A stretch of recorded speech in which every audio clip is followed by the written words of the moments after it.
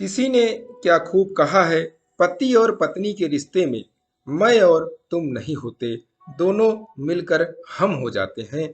नमस्कार दोस्तों, मेरा नाम प्रेम प्रकाश पांडे है।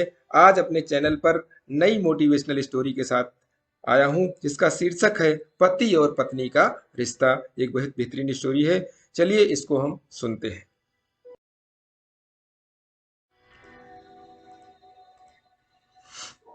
शादी की वर्षगांठ की पूर्व संध्या पर पति और पत्नी साथ में बैठे चाय की चुस्कियां ले रहे थे।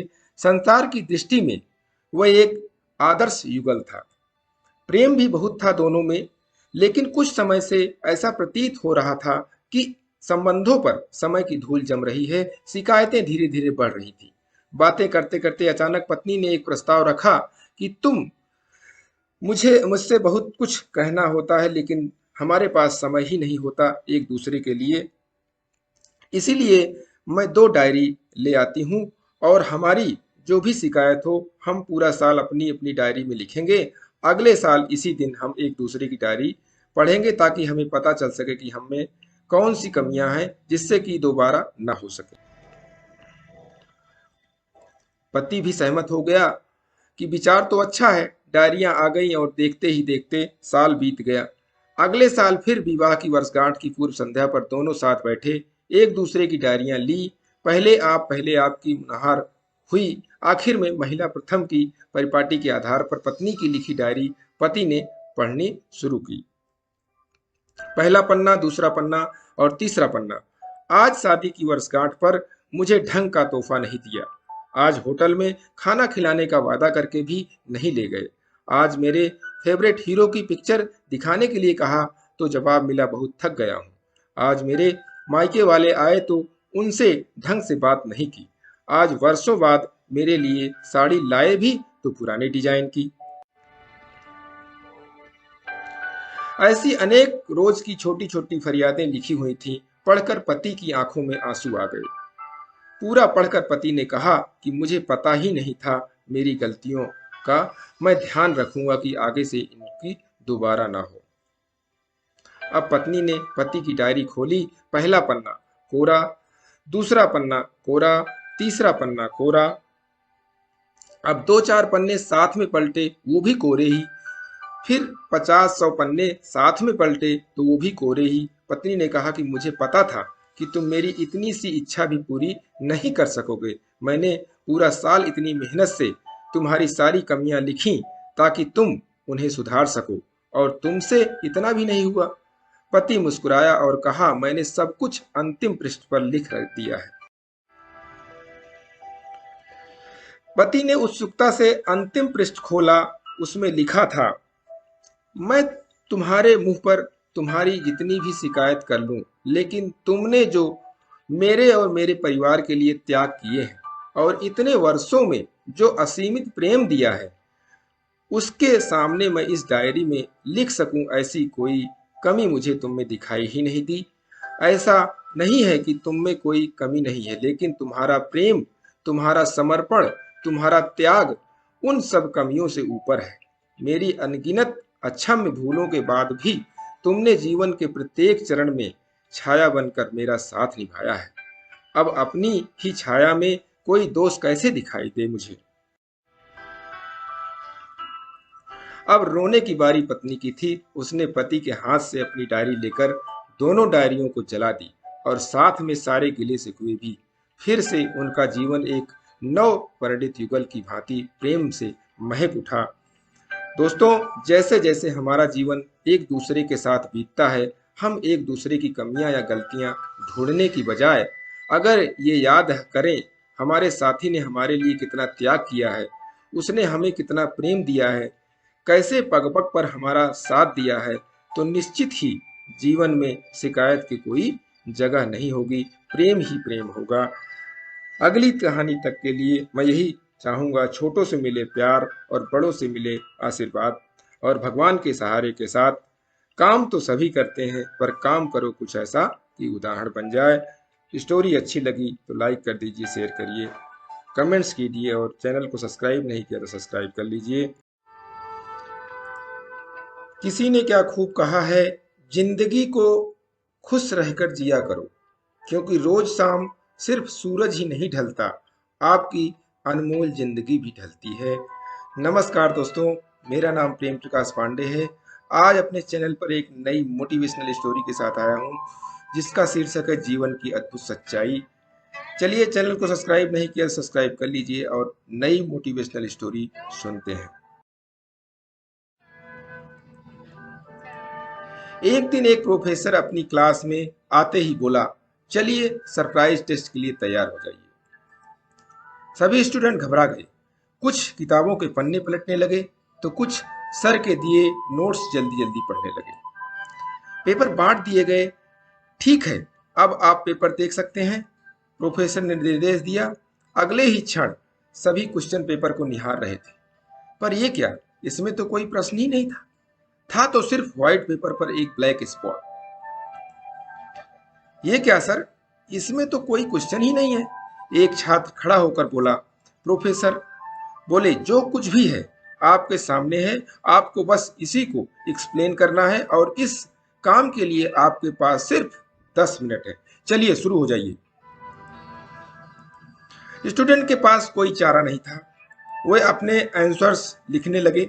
समय खत्म हुआ। प्रोफेसर ने आंसर शीट कलेक्ट की और बारी बारी से उन्हें पढ़ने लगे।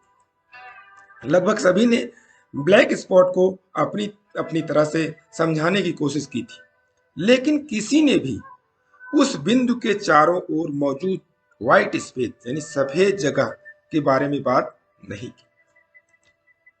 प्रोफेसर गंभीर होते हुए बोले, इस टेस्ट का आपके एकेडमिक्स से कोई लेना देना नहीं है और न ही मैं इसके कोई मार्क्स देने वाला हूं। इस टेस्ट के पीछे मेरा एक ही मकसद है, मैं आपको जीवन का सच बताना चाहता हूं। देखिए, इस पूरे पेपर का 90% हिस्सा सफेद है, लेकिन आप में से किसी ने भी इसके बारे में नहीं लिखा और अपना 100% आंसर सिर्फ उस एक चीज को एक्सप्लेन करने में लगा दिया जो मात्र 1% है। और यही बात हमारे लाइफ में भी देखने को मिलती है। समस्याएं हमारे जीवन का एक छोटा सा हिस्सा होती है, लेकिन हम अपना पूरा ध्यान इन्हीं पर लगा देते हैं। कोई दिन रात अपने लुक्स को लेकर परेशान रहता है, तो कोई अपने करियर को लेकर चिंता में डूबा रहता है, तो कोई और बस पैसों का रोना रोता रहता है। हमें क्यों नहीं अपनी ब्लेसिंग को काउंट करके खुश होते हैं? क्यों नहीं हम पेट भर खाने के लिए भगवान को थैंक्स कहते हैं? हम क्यों नहीं अपनी प्यारी सी फैमिली के लिए शुक्रगुजार होते हैं? क्यों नहीं हम लाइफ की उन 90% चीजों की तरफ ध्यान देते जो सचमुच हमारे जीवन का अच्छा बनाती हैं? दोस्तों, खुश रहने के बहाने ढूंढना चाहिए, ना कि दुखी रहने के। वह अपने ऊपर निर्भर करता है कि हम खुशी के पल को कितना याद करते हैं। हमारे पास खुश होने के ढेर सारे कारण होते हैं, लेकिन हम उसको ढूंढना नहीं चाहते, क्योंकि हम प्रॉब्लम्स को ज्यादा अहमियत देते हैं। तो चलिए, आज से हम अपनी लाइफ की प्रॉब्लम्स को जरूरत से ज्यादा सीरियसली लेना छोड़ें और जीवन की छोटी छोटी खुशियों को एंजॉय करना सीखें। यही जीवन का सच है। तभी हम जिंदगी को सही मामले में जी पाएंगे। अगली कहानी तक के लिए मैं यही चाहूंगा, छोटों से मिले प्यार और बड़ों से मिले आशीर्वाद, और भगवान के सहारे के साथ यही कहना चाहूंगा, काम तो सभी करते हैं, पर काम करो कुछ ऐसा कि उदाहरण बन जाए। स्टोरी अच्छी लगी तो लाइक कर दीजिए। अभी तक चैनल को सब्सक्राइब नहीं किया सब्सक्राइब कर लीजिए। अपने इष्ट मित्रों में इस स्टोरी को शेयर कीजिए और प्रेस बेल आइकन नई नई मोटिवेशनल स्टोरी के लिए। धन्यवाद। किसी ने क्या खूब कहा है, नेकी करते वक्त बदले में कोई उम्मीद मत रखो, क्योंकि अच्छाई या नेकी का बदला इंसान नहीं रब देगा। नमस्कार दोस्तों, मेरा नाम प्रेम प्रकाश पांडे है। आज अपने चैनल पर एक नई मोटिवेशनल स्टोरी के साथ आया हूँ। आज की स्टोरी का जो शीर्षक है, नेकी करने का खूबसूरत रूप, आज देखेंगे हम अपनी इस स्टोरी में। तो चलिए, चैनल को सब्सक्राइब नहीं किया है तो सब्सक्राइब कर लीजिए और हम स्टोरी को सुनते हैं। मैं ऑफिस बस से ही आती जाती हूँ। ये मेरी दिनचर्या का हिस्सा है। उस दिन भी बस काफी देर से आई। लगभग आधे घंटे पौने के बाद खड़े खड़े पैर दुखने लगे थे। पर चलो, शुक्र था कि बस मिल गई। देर से आने के कारण भी और पहले से ही बस काफी भरी हुई थी। बस में चढ़कर मैंने चारों तरफ नजर दौड़ाई। पाया कि सभी सीटें भर चुकी थी।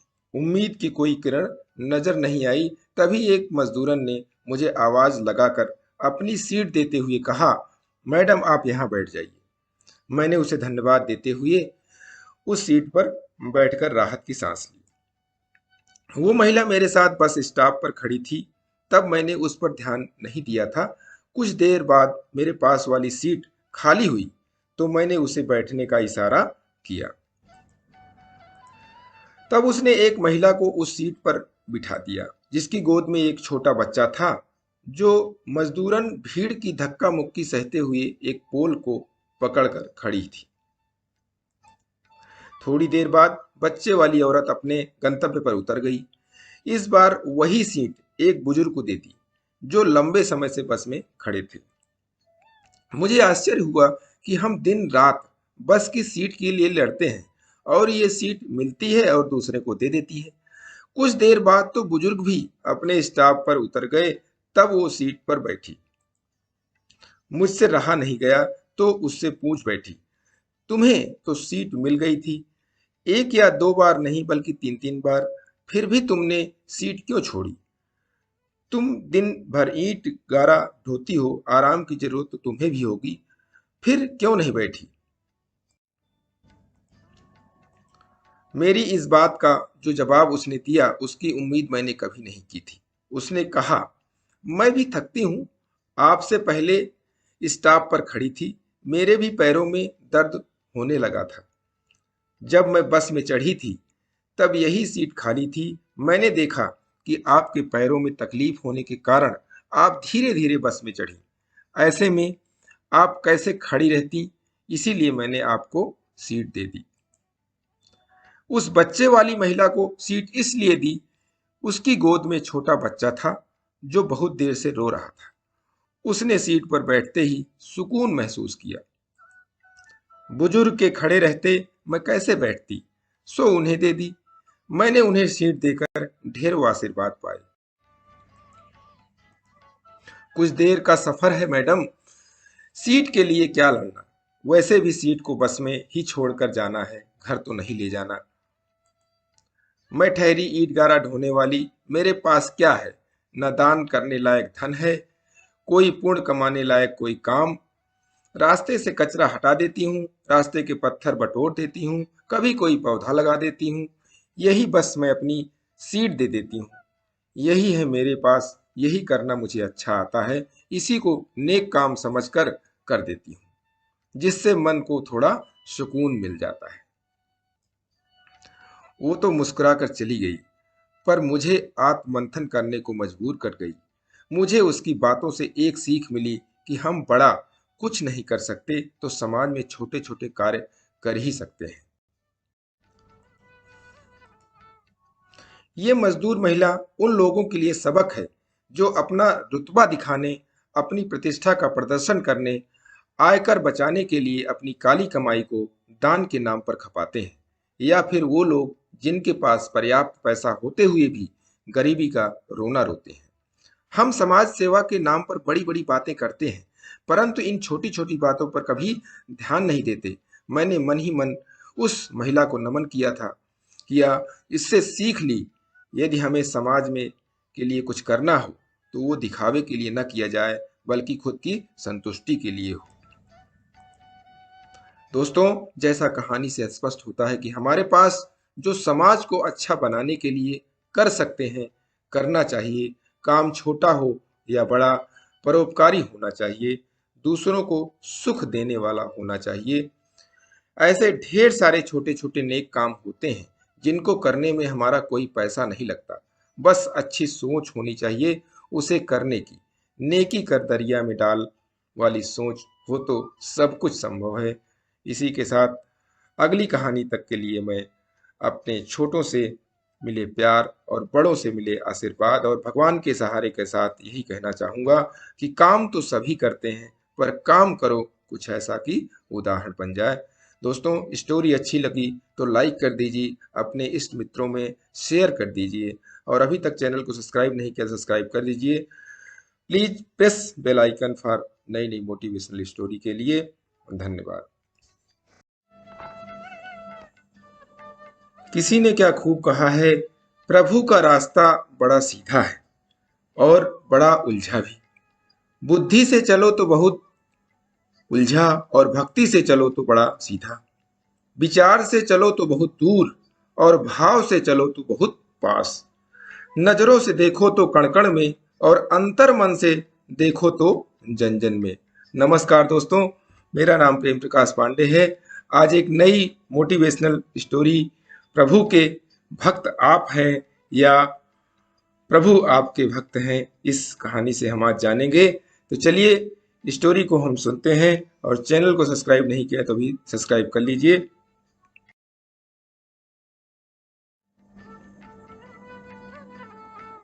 एक बार की बात है, बीड़ा बजाते हुए नारद मुनि भगवान श्री राम के द्वार पर पहुंचे। नारायण नारायण। नारद जी ने देखा कि द्वार पर हनुमान जी पहरा दे रहे हैं।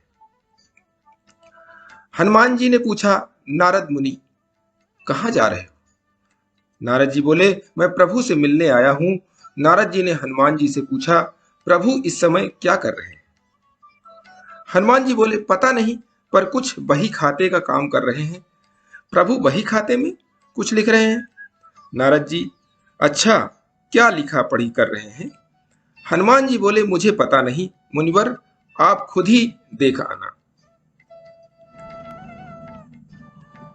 नारद मुनि गए प्रभु के पास और देखा कि प्रभु कुछ लिख रहे हैं। नारद जी बोले, प्रभु आप बही खाते का काम कर रहे हैं, ये काम तो किसी मुनीम को दे दीजिए। प्रभु बोले, नहीं नारद, मेरा काम मुझे ही करना पड़ता है, ये काम मैं किसी और को नहीं सौंप सकता। नारद जी, अच्छा प्रभु ऐसा क्या काम है, ऐसा आप इस बही खाते में क्या लिख रहे हैं? प्रभु बोले, तुम क्या करोगे देखकर जाने दो। नारद जी बोले, नहीं प्रभु, बताइए ऐसा आप इस बही खाते में क्या लिखते हैं? प्रभु बोले, नारद इस बही खाते में उन भक्तों के नाम हैं जो मुझे हर पल भजते हैं, मैं उनकी नित्य हाजिरी लगाता हूं। नारद जी, अच्छा प्रभु, जरा बताइए तो मेरा नाम कहां पर है? नारद मुनि ने बही खाते को खोलकर देखा तो उनका नाम सबसे ऊपर था। नारद जी को गर्व हो गया कि देखो, मुझे मेरे प्रभु सबसे ज्यादा भक्त मानते हैं। पर नारद जी ने देखा कि हनुमान जी का नाम उस बही खाते में कहीं नहीं है। नारद जी सोचने लगे, हनुमान जी तो बहुत प्रभु श्री राम जी के खास भक्त हैं, फिर उनका नाम इस बही खाते में क्यों नहीं है? क्या प्रभु उनको भूल गए हैं?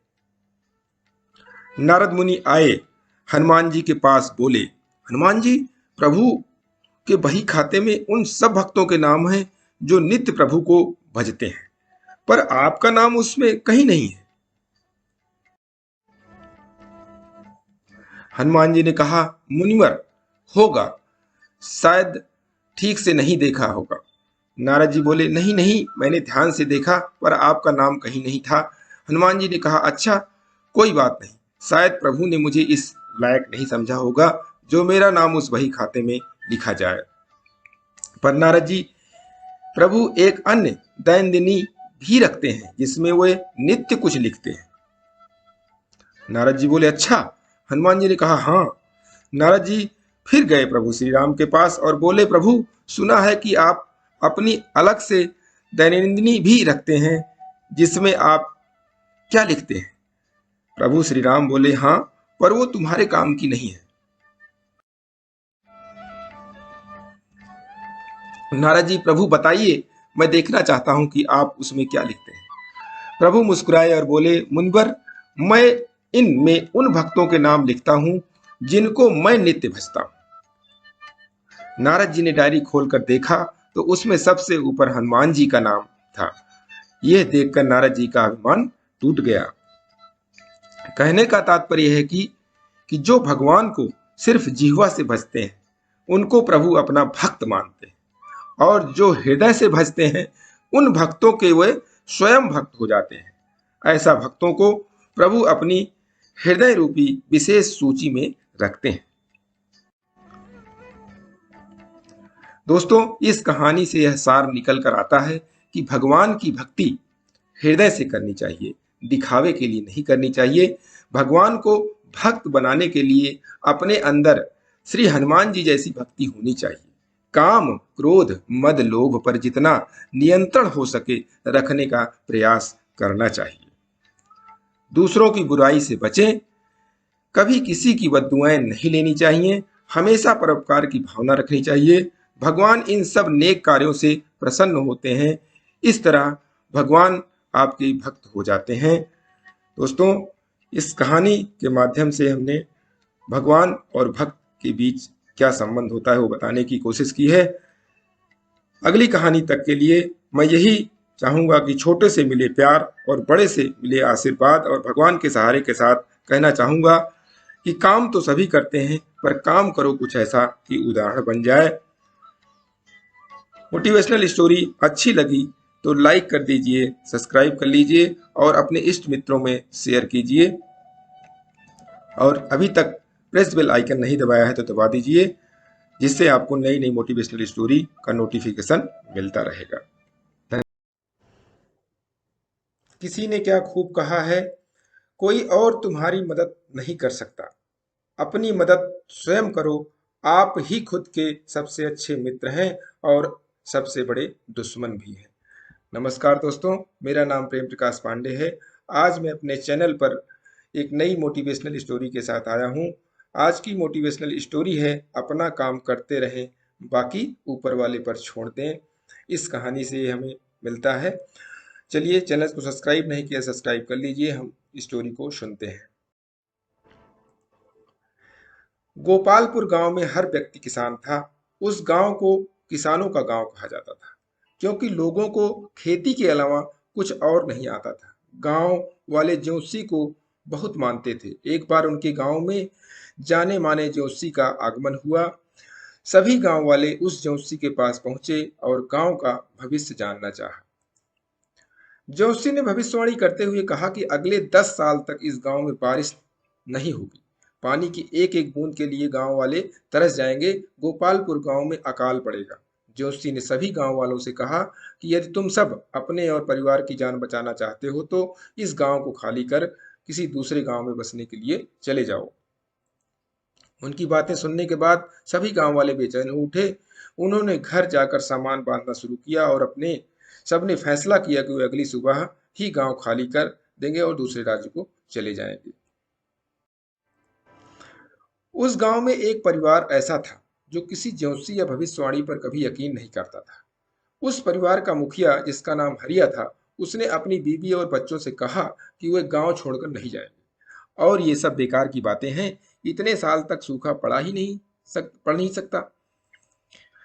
जब गांव वालों को पता चला कि हरिया उनके साथ नहीं चल रहा है, तब गांव के कुछ बुजुर्ग और बड़े व्यक्ति उसके पास पहुंचे और उसे गांव के साथ चलने के लिए कहा। लेकिन हरिया अपनी ही जिद पर आ रहा। उसने सभी गांव वालों के साथ जाने से इनकार कर दिया। अगली सुबह हरिया और उसके परिवार को छोड़ बाकी सभी लोग गांव छोड़कर चले गए।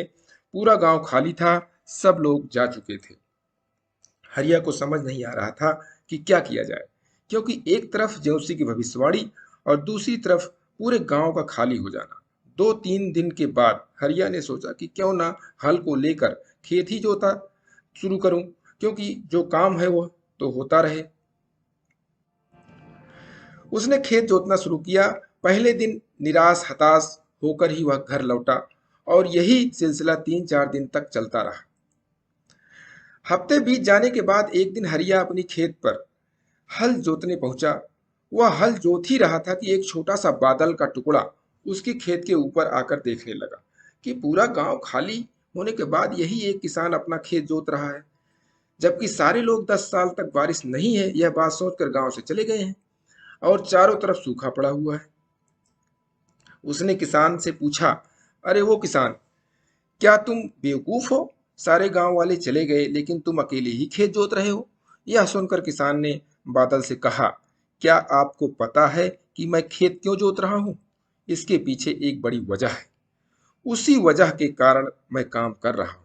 वजह यह है कि मैं खेत इसलिए जोत रहा हूँ कि मैं खेत जोतना न भूल जाऊं, हल चलाना न भूल जाऊं। आपका तो पता नहीं है कि आप कब बरसोगे, लेकिन अगर मैं हल चलाना भूल गया तो मैं अपनी जिंदगी में करूंगा भी क्या। बादल ने सोचा कि ज्योतिषी ने तो भविष्यवाणी कर दी है कि 10 साल तक हम बरसेंगे नहीं। अगर हम बरसेंगे नहीं तो कहीं हम बरसना न भूल जाएं। वहां और भी बादल इकट्ठा हो गए और जमकर बारिश होने लगी। ये छोटी सी कहानी हमें अपनी लाइफ में एक बड़ी सीख देती है कि किस्मत या भाग्य हमेशा उसी का साथ देती है जो मेहनत करता है, जो मेहनत करने से पीछे नहीं हटता है। व्यक्ति को सही दिशा में कड़ी मेहनत करते रहना चाहिए। वह आज नहीं तो कल जरूर सफल होगा। यह सिर्फ और सिर्फ उसी के ऊपर निर्भर करता है कि वह सफल होना चाहता है या हार कर बैठना। कहानी से यह भी सीखने को मिलता है कि अगर आप विद्यार्थी हैं तो पढ़ते रहना चाहिए, अगर आप खिलाड़ी हैं तो अपने खेल का अभ्यास करते रहना चाहिए, अगर आप सेल्समैन हैं तो कम्युनिकेशन करते रहना चाहिए। कहने का तात्पर्य यह है कि आपका जो काम है वो करते रहिए, कि भविष्य की चिंता किए बगैर मनुष्य को अपना काम करते रहना चाहिए, तभी उसकी प्रगति होती रहेगी। अगली कहानी तक के लिए छोटों से मिले प्यार और बड़ों से मिले आशीर्वाद और ऊपर वाले के सहारे के साथ यही कहना चाहूंगा कि काम तो सभी करते हैं, पर काम करो कुछ ऐसा कि उदाहरण बन जाए। तो स्टोरी अच्छी लगी तो लाइक कर दीजिए, सब्सक्राइब कर दीजिए और अपने लोगों में शेयर कीजिए। प्रेस बेल आइकन नोटिफिकेशन के लिए कर दीजिए। नई नई मोटिवेशनल स्टोरीज आपको आती रहेंगी।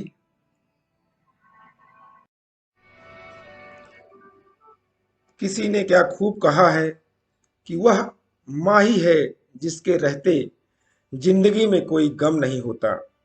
दुनिया साथ दे या ना दे, पर माँ का प्यार कभी कम नहीं होता। नमस्कार दोस्तों, मेरा नाम प्रेम प्रकाश पांडे है। आज एक बहुत बेहतरीन इमोशनल स्टोरी मैं आपके साथ लेकर आया हूँ, जिसका शीर्षक है माँ का प्यार।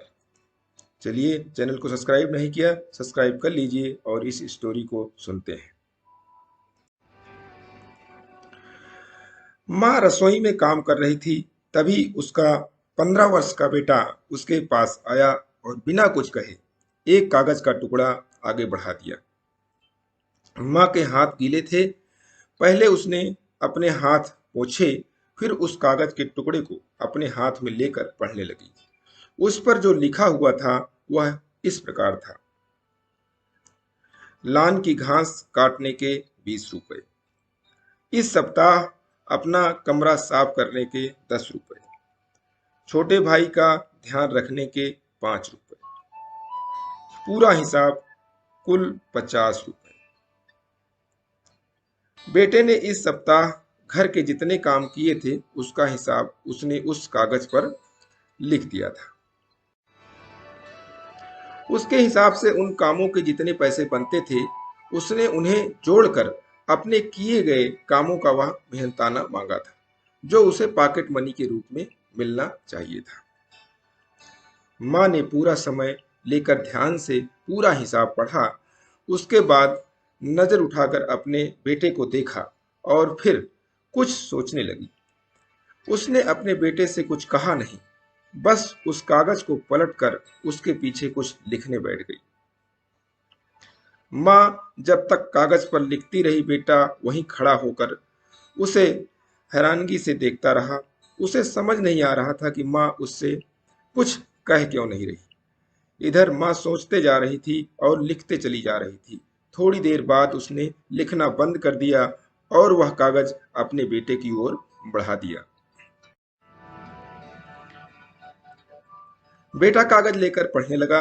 उस पर जो लिखा हुआ था वह इस प्रकार है: 9 महीने जो मैंने तुम्हें अपनी कोख में रखा, उसकी कीमत कुछ नहीं। तुम जब छोटे थे और जब जब भी तुम बीमार पड़े, तब सारी सारी रात जागकर तुम्हारी सेवा करने की कीमत कुछ नहीं।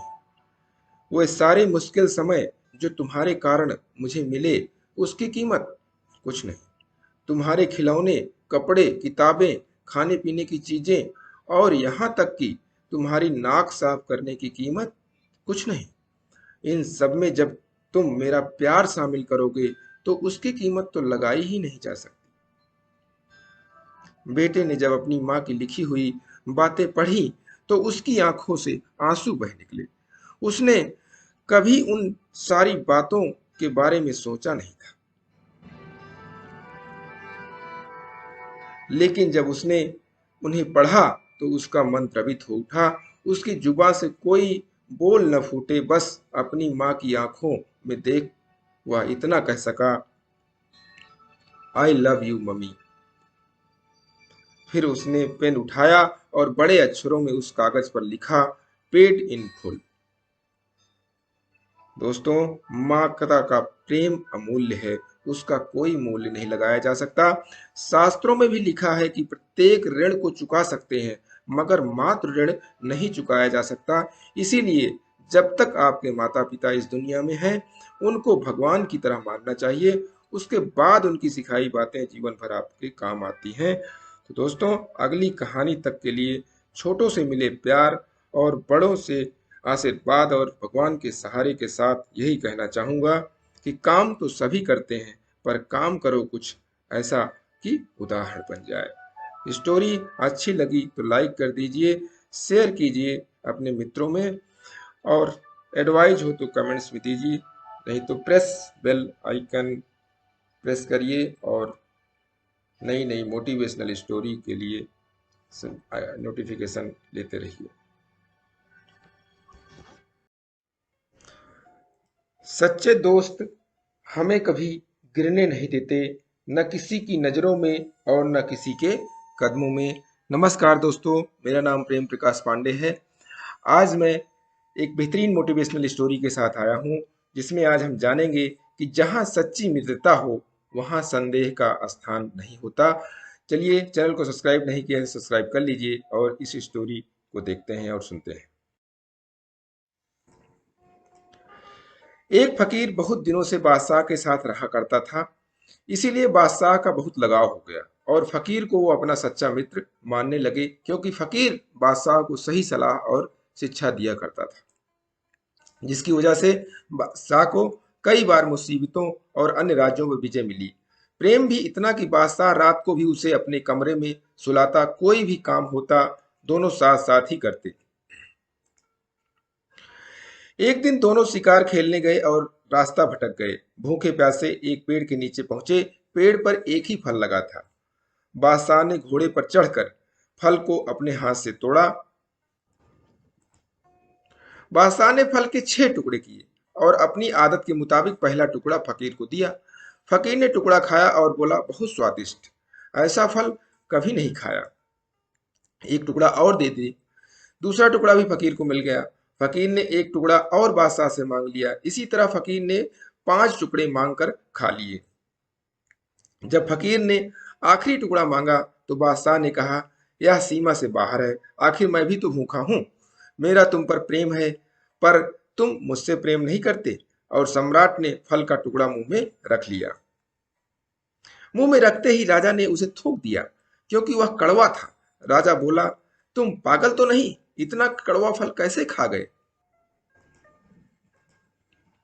उस फकीर का उत्तर था कि जिन हाथों से बहुत मीठे फल खाने को मिले, एक कड़वे फल की शिकायत कैसे करूं? सब टुकड़े इसीलिए लेता गया ताकि आपको पता न चले। दोस्तों, जहां सच्ची मित्रता हो वहां संदेह नहीं होना चाहिए। इस कहानी से सीख मिल रही है। और आगे देखते हैं कि जीवन में सच्चे मित्र का होना आवश्यक होता है। अच्छे मित्र हमेशा सुख दुख में काम देते हैं। मित्रता में अमीरी और गरीबी का कोई भेद नहीं होना चाहिए। हर व्यक्ति को इस पवित्र मित्रता से सीख लेनी चाहिए। लेकिन आज के समय में लोग मित्रता हैसियत देखकर करते हैं, जबकि मित्रता हैसियत देखकर नहीं, दिल से की जानी चाहिए। सच्चे मित्र की पहचान विपत्ति के समय ही होती है। जो विपत्ति में आपका साथ दे वही सच्चा मित्र है। जो मित्र आपकी खुशी में शामिल हो होता है और दुख आने पर आपसे दूर हो जाता है, वह आपका सच्चा मित्र नहीं है। दोस्तों, इस स्टोरी के बाद मैं आपसे यही कहना चाहूँगा कि मित्र बनाइए, अच्छे मित्र बनाइए। अच्छे मित्र बनेंगे तो आप अच्छे रास्ते पर भी चलेंगे और अच्छा आपको सलाह भी देंगे, दिशा भी दिखाएंगे। और गलत मित्र होंगे तो आपका संगत भी गलत होगी तो आप अपनी गलत रास्ते भी चुन सकते हैं। तो इसी अगली कहानी तक के लिए मैं यही कहूँगा, छोटों से मिले प्यार और बड़ों से मिले आशीर्वाद, और भगवान के सहारे के साथ काम तो सभी करते हैं, पर काम करो कुछ ऐसा कि उदाहरण बन जाए।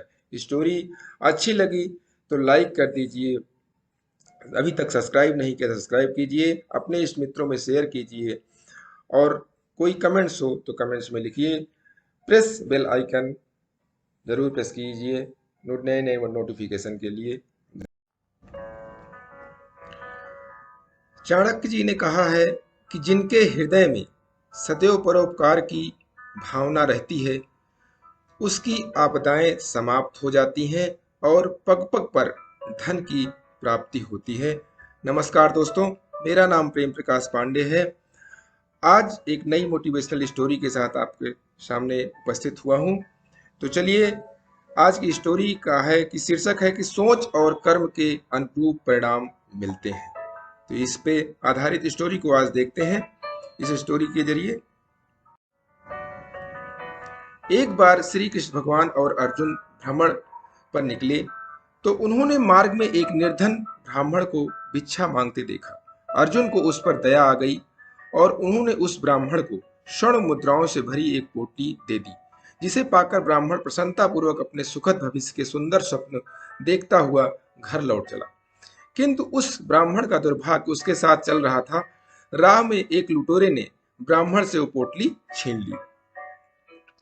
ब्राह्मण दुखी होकर फिर से वो भिक्षावृत्ति में लग गया, यानी भिक्षा मांगने लगा।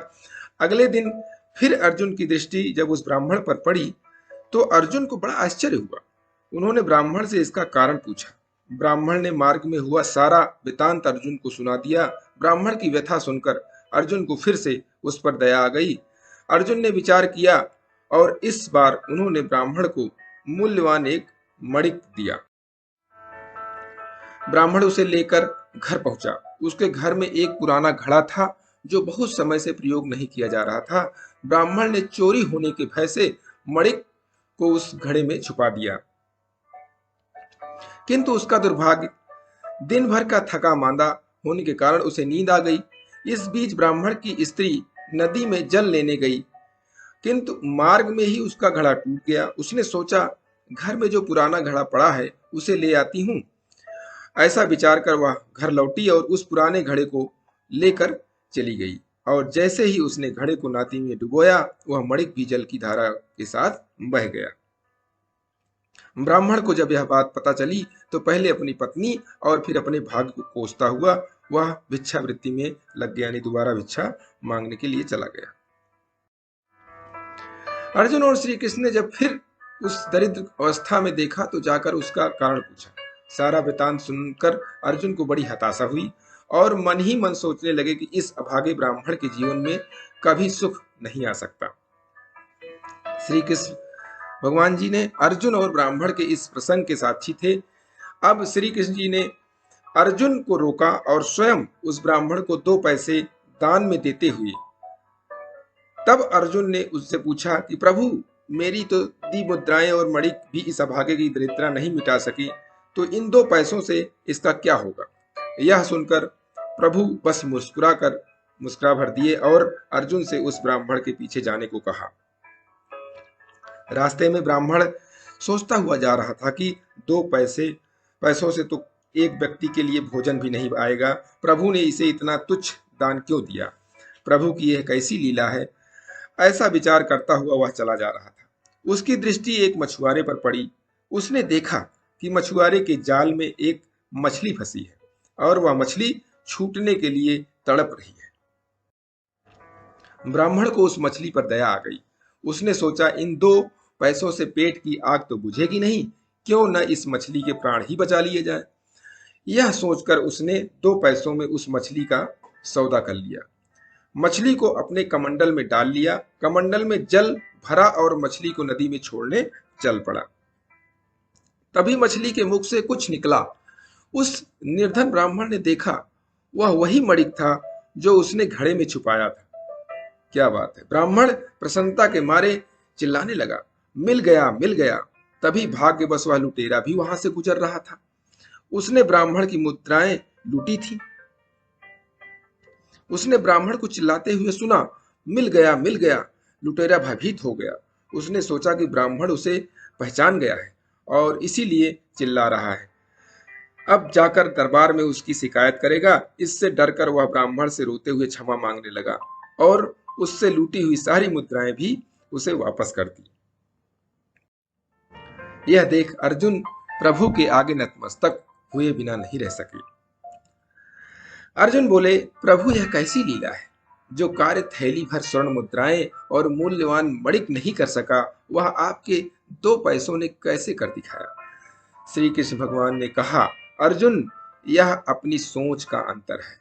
जब तुमने उस निर्धन को थैली भर स्वर्ण मुद्राएं और मूल्यवान मणिक दिया, तब उसने मात्र अपने सुख के विषय में सोचा, किंतु जब मैंने उसको 2 पैसे दिए, तब उसने दूसरों के दुख के विषय में सोचा।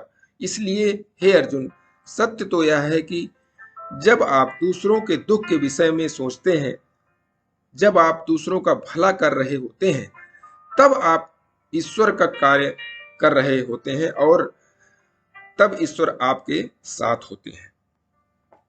श्री कृष्ण भगवान ने मानव जीवन में प्रभु की महत्ता, सोच और कर्म के अनुरूप परिणाम की सीख दी। मनुष्य के बस में सिर्फ कर्म करते रहने को बताया है और उस कर्म के परिणाम के लिए भगवान को उत्तरदायी बताया है। कर्म की प्रधानता और उसी कर्म के अनुरूप परिणाम के अनेकों उदाहरण हमें इतिहास में मिलते रहे हैं। इसीलिए भगवान के द्वारा दी गई सीख के अनुसार अच्छी सोच और अच्छे कर्म और परोपकारिता की भावना रखना चाहिए। अगली कहानी तक के लिए छोटों से मिले प्यार और बड़ों से मिले आशीर्वाद और ऊपर वाले के सहारे के साथ यही कहना चाहूंगा कि काम तो सभी करते हैं, पर काम करो कुछ ऐसा कि उदाहरण बन जाए। स्टोरी अच्छी लगी तो लाइक कर दीजिए, अपने मित्रों में शेयर कीजिए और कोई एडवाइस हो कमेंट्स में लिखिए। और अभी तक चैनल को सब्सक्राइब नहीं किया है तो सब्सक्राइब कर दीजिए और बेल आइकन को प्रेस कर दीजिए नोटिफिकेशन पाने के लिए। नई नई मोटिवेशनल स्टोरीज आपको आती रहेंगी। धन्यवाद। किसी ने क्या खूब कहा है, जीत और हार दोनों आपके सोच पर निर्भर होते हैं। मान लो तो हार है और ठान लो तो जीत। नमस्कार दोस्तों, मेरा नाम प्रेम प्रकाश पांडे है। आज अपने चैनल hfinguindia.com पर मैं एक नई बेहतरीन मोटिवेशनल स्टोरी लेकर आया हूं जो सोच या नजरिए पर आप आधारित है। तो चलिए, चैनल को सब्सक्राइब नहीं किया है तो सब्सक्राइब कर लीजिए और नई स्टोरी को सुनते हैं।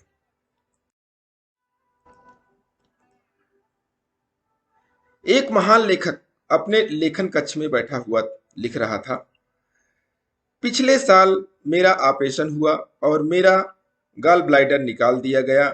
इस ऑपरेशन के कारण बहुत लंबे समय तक बिस्तर पर रहना पड़ा। इसी साल मैं 60 वर्ष का हुआ और मेरी पसंदीदा नौकरी चली गई। जब मैंने उस प्रकाशन संस्था को छोड़ा तब 30 साल हो गए थे मुझे उस कंपनी में काम करते हुए। इसी साल मुझे अपने पिता की मृत्यु का दुख भी झेलना पड़ा और इसी साल मेरा बेटा कार एक्सीडेंट हो जाने के कारण मेडिकल की परीक्षा में फेल हो गया, क्योंकि उसे बहुत दिनों तक अस्पताल में रहना पड़ा और कार की टूट फूट का नुकसान अलग से हुआ। अंत में लेखक ने लिखा, वह बहुत ही बुरा साल था। जब लेखक की पत्नी कमरे में आई तो उसने देखा कि उसका पति बहुत दुखी लग रहा है और अपने ही विचारों में खोया हुआ है। अपने पति की कुर्सी के पीछे खड़े होकर उसने देखा और पढ़ा कि वो क्या लिख रहा था। वह चुपचाप कमरे से बाहर गई और थोड़ी देर बाद एक दूसरे कागज के साथ वापस लौटी और वह कागज उसने अपने पति के लिखे हुए कागज के बगल में रख दिया। लेखक ने पत्नी के रखे कागज पर देखा तो उसे कुछ लिखा हुआ नजर आया। उसने पढ़ा, पिछले साल आखिर मुझे उस गाल ब्लाइडर से छुटकारा मिल गया जिसके कारण मैं कई सालों से दर्द से परेशान था। इसी साल मैं 60 वर्ष का होकर स्वस्थ दुरुस्त अपनी प्रकाशन कंपनी की नौकरी से सेवानिवृत्त हुआ। अब मैं अपना पूरा ध्यान लगाकर शांति के साथ अपने समय का उपयोग और बढ़िया लिखने के लिए कर पाऊंगा। इसी साल मेरे 95 वर्ष के पिता बगैर किसी पर आश्रित हुए और बिना गंभीर बीमारी हुए परमात्मा के पास चले गए। इसी साल भगवान ने एक्सीडेंट में मेरे बेटे की रक्षा की। कार टूट फूट गई लेकिन मेरे बच्चे की जिंदगी बच गई। उसे नई जिंदगी तो मिली ही और हाथ पांव भी सही सलामत है। अंत की पत्नी ने लिखा था कि इस साल भगवान की हम पर बहुत बड़ी कृपा रही, साल अच्छा बीता। तो दोस्तों, आपने देखा कि उसी बात को पहले नजरिए से देखा गया और उसी बात को दूसरे नजरिए से सोच उसकी बदली गई देखा गया। तो आप देखिए दोनों के परिणामों में कितना डिफरेंस आ गया। इसी को दर्शाने के लिए हमारी ये स्टोरी आज बताती है। चलिए आगे देखते हैं। दोस्तों, इसी तरह हमारे जीवन में प्रत्येक मनुष्य के समक्ष अनेकों परिस्थितियां आती हैं। इन परिस्थितियों का प्रभाव क्या और कितना पड़ेगा, यह पूरी तरह हमारे सोचने के तरीके पर निर्भर करता है। चीजें वही रहती हैं, पर नजरिया बदलने से पूरा परिणाम बदल जाता है। अगर आपकी सोच का नजरिया सकारात्मक है, तो समाज में हर तरफ आपकी चर्चा होगी। लोग आपकी समीप आना चाहेंगे, आपसे कुछ नया सीखना चाहेंगे। आपके अंदर भी एक नया जोश जगेगा जो आपको सफलता की ओर ले जाएगा। अगली कहानी तक के लिए छोटों से मिले प्यार और बड़ों से मिले आशीर्वाद और ऊपर वाले के सहारे के साथ यही कहना चाहूंगा कि काम तो सभी करते हैं, पर काम करो कुछ ऐसा कि उदाहरण बन जाए। स्टोरी अच्छी लगी तो लाइक कर दीजिए और अभी तक चैनल को सब्सक्राइब नहीं किया तो सब्सक्राइब कर दीजिए। प्रेस करिए बेल आइकन को नए नए नोटिफिकेशन पाने के लिए, नई स्टोरी देखने के लिए। किसी ने क्या खूब कहा है कि बाजार में बड़ी आसानी से मिल जाता है सब कुछ, लेकिन न तो माँ जैसी जन्नत मिलती है और न ही बाप जैसा साया। नमस्कार दोस्तों, मेरा नाम प्रेम प्रकाश पांडे है। आज अपने चैनल पर नई मोटिवेशनल स्टोरी लेकर आया हूँ, जिसमें हम जानेंगे कि माता पिता की जो आप बच्चों से दूर होने का दर्द होता है वो कब हमें पता चलता है। तो चलिए, चैनल को सब्सक्राइब नहीं किया है तो सब्सक्राइब कर लीजिए। स्टोरी को सुनते हैं। विमल अपनी पत्नी और 5 साल बेटे कृष्णा के साथ एक हिल स्टेशन पर छुट्टियां मनाने गया था। वह तीनों खूब एंजॉय कर रहे थे। पहाड़ियों की सैर, वहां का शांत वातावरण, ऐसे लग रहा था कि वे तीनों किसी स्वर्ग पर हों। वहां के वातावरण ने 5 साल के कृष्णा का मन मोह लिया था। वह अपने माता पिता के साथ बहुत खुश था। उन्होंने अपनी छुट्टियां खूब एंजॉय की और घर जाने के लिए वे रेलवे स्टेशन पहुंचे। रेलवे स्टेशन पहुंचकर विमल ने सोचा कि रास्ता बहुत लंबा है, इसलिए कुछ खाने के लिए पकड़ लिया जाए। यह सोचकर वह कुछ स्नैक्स खरीदने के लिए एक दुकान पर चला गया। कृष्णा अपनी मम्मी के साथ खड़ा था। अचानक स्टेशन पर बहुत भीड़ इकट्ठा हो गई। कृष्णा भीड़ में कहीं गुम हो गया। मम्मी ने जब कृष्णा को अपनी नजरों के सामने नहीं पाया तो वह बहुत बेचैन हो गई। उसकी नजरें कृष्णा को ही खोजती रही। कुछ देर बाद जब विमल आया और उसकी पत्नी के साथ बेटे को खड़ा न पाकर बहुत घबरा गया और कृष्णा के बारे में पूछने लगा। स्टेशन पर दोनों अपने बेटे को खोजते रहे। दोनों ही बहुत परेशान थे और रो रहे थे। उनकी आंखों से आंसू निकलने का नाम ही नहीं ले रहे थे। 2 घंटे तक रो रो कर उनका बुरा हाल था। उन्हें समझ नहीं आ रहा था कि क्या किया जाए। तभी रेलवे के पुलिस सहायता केंद्र से जानकारी मिली कि उनका बच्चा सुरक्षित है और उनके पास वो दोनों दौड़ते हुए पुलिस सहायता केंद्र पहुंचे और अपने बेटे को गले लगाया। उनका बेटा कृष्णा भी बहुत डरा हुआ था। अपने पेरेंट्स को सामने पाकर उसके चेहरे पर हल्की सी मुस्कान आ गई। कृष्णा को लेकर वे रेलवे स्टेशन पर पहुंचे और इस बार विमल ने अपनी पत्नी से कहा कि मैं घर जाने के लिए टिकट लेकर आता हूं, तुम कृष्णा का हाथ पकड़ी रहो और उसे छोड़ना मत।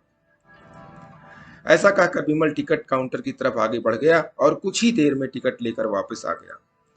चलो, प्लेटफार्म नंबर 4 पर हमारी ट्रेन आने वाली है, विमल अपनी पत्नी से बोला। लेकिन हमारी ट्रेन तो प्लेटफार्म नंबर 2 पर आ रही है, उसकी पत्नी ने विमल से कहा। हमारी ट्रेन प्लेटफार्म नंबर 4 पर आ रही है, क्योंकि अब हम मुंबई नहीं, अपने गांव बिहार जा रहे हैं, विमल ने कहा।